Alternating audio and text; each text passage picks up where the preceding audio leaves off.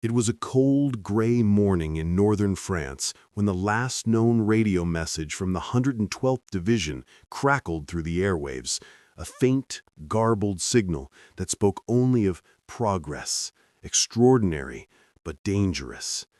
And then, silence. No reports, no distress calls, no bodies. The division had simply vanished, leaving behind only the empty outlines of tents and the whisper of footsteps in mud that no one could trace. Soldiers sent to investigate found nothing but strange scorch marks in the snow and ground that seemed disturbed, as if reality itself had shifted in that place.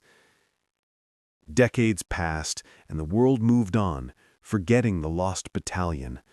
But in a dusty, forgotten archive in Berlin, a historian named Elise Krüger stumbled upon a small wooden crate, its surface scarred and stained by time.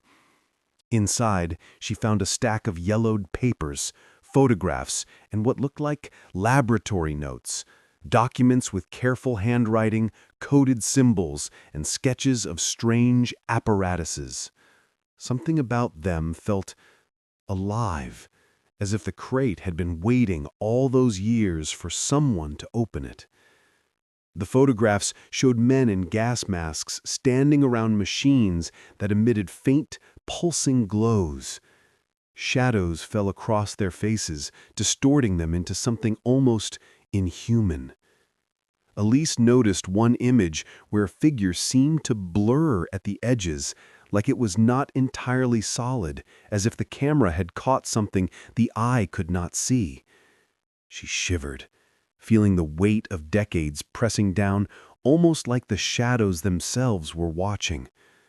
Her curiosity quickly became obsession. Elise assembled a small team, an ex-military cryptographer, a linguist specialized in old Germanic scripts, and a physicist who had once dabbled in experimental optics. They began decoding the notes, slowly unraveling a plan so audacious that it seemed impossible.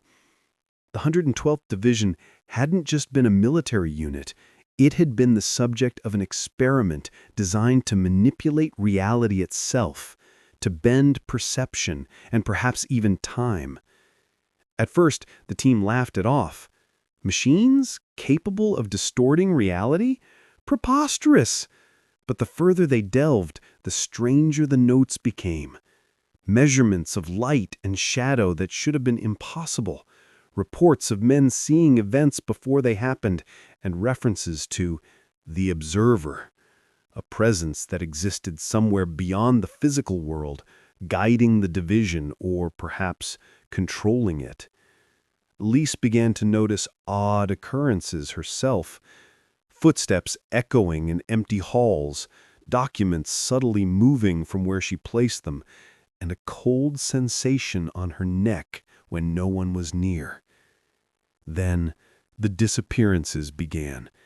Not of the division, that had happened long ago, but of Elise's team members, one by one, vanishing during late nights spent in the dimly lit archive. A book left open on a desk would appear closed the next morning. Photographs would twist in their frames, the images subtly changing, showing shadows where none should exist. Elise could feel eyes on her constantly, though she could never see anyone. Even in daylight, the shadows seemed to linger, stretching and curling in unnatural ways. One night, Elise stayed alone, determined to uncover the final page of the last journal. The air was thick, heavy, as if the room itself had grown conscious. The flickering light of her lamp cast long, twisting shadows across the walls. And then she heard it, a faint whisper, not in German, not in any language she recognized, but unmistakably human. It said simply, "Do you see?" Heart racing, she leaned over the notes. There, scrawled in margins she hadn't noticed before, were words she could read clearly for the first time. The division did not disappear. They became the shadows themselves. The experiment succeeded beyond measure.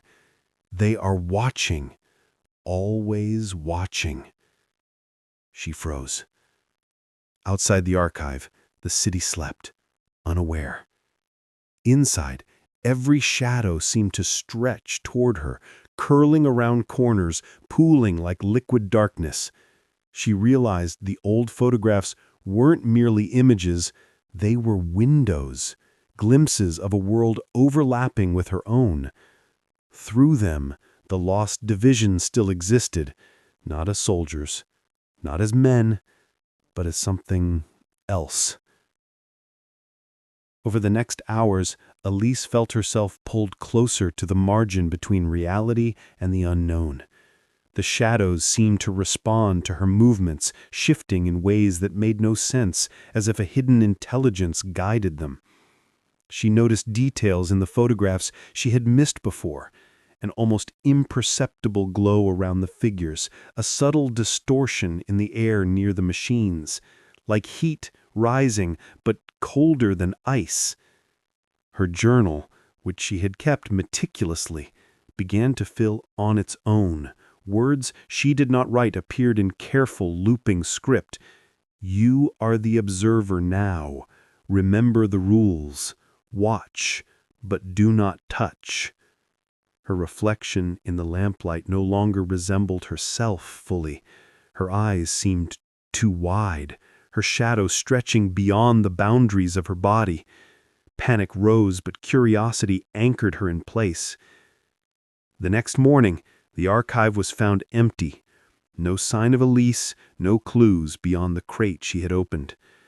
Some claim she vanished, like the division, swallowed by shadows that no eye could see.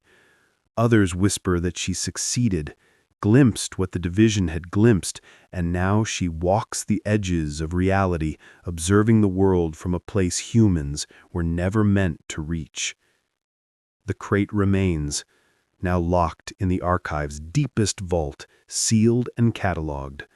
Visitors report an odd sensation when they pass by, a chill in the air and the feeling of being watched.